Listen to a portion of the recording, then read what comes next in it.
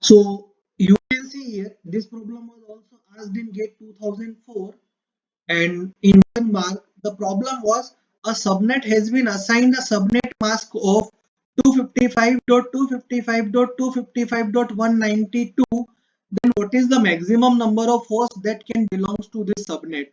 So basically if you are going to convert it into this binary equivalent, it would be 1111 dot 1111 dot 1111 dot 11 and then 0000000.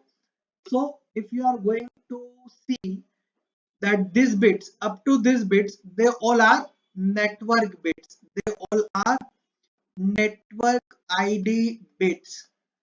We are asking about maximum number of hosts that can belong to this subnet. So we need to focus on host ID bits. These bits are called as host ID bits. You already know it very well.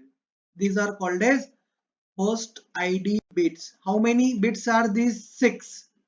So 2 to the power 6 minus 2, that is 62 can be belongs to this. You know the reason why minus 2? One is for DBA, one is for network ID. So 62 hosts can belong to this subnet.